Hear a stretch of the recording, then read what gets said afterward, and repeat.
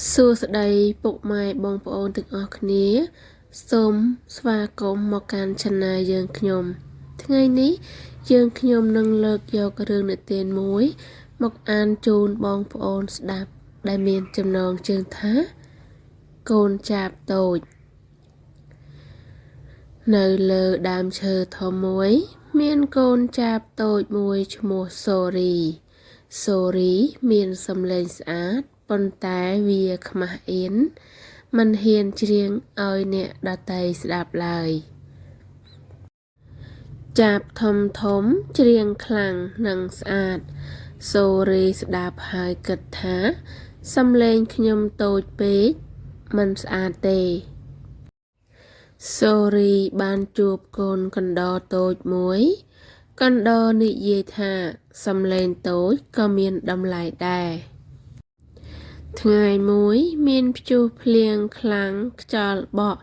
ធ្វើឲ្យសត្វជាច្រើនភ័យសូរីក៏ខ្លាចដែរប៉ុន្តែមើលឃើញអ្នកដទៃកំពុងត្រូវការជំនួយសូរីប្រមូលកម្លាំងហើយច្រៀងសំឡេងទន់ភ្លន់ដើម្បីហៅសត្វទាំងអស់ឲ្យទៅជុំគ្នាកន្លែងមានសុវត្ថិភាព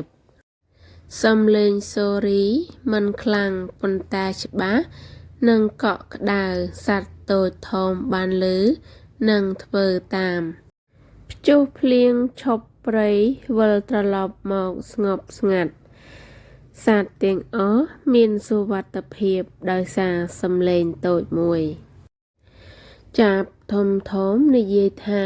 សំឡេងអ្នកបានជួយយើងទាំងអស់សូរីញញឹមដោយចិត្តកក់ក្ដៅ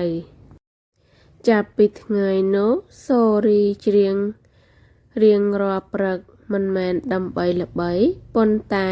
ដើម្បីចែករំលែកសុភមង្គលសូរីរៀនថាសំឡេងគ្រប់សំឡេងមានតម្លៃបើវាចេញពីចិត្តល្អនិងក្តីសង្ឃឹម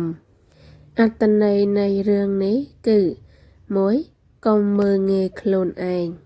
2អ្វីតូចក៏អាចធ្វើរឿងធំបាន3ចិត្តល្អនិងក្តីសង្ឃឹមមានអំណាចរឿងនិទានថ្ងៃនេះបានចប់តែត្រឹមនេះសូមអរគុណដែលបានស្ដាប់បើបងប្អូនចូលចិត្តសូមជួយចុច like និង subscribe ដើម្បីទទួលបានរឿងថ្មីទៀត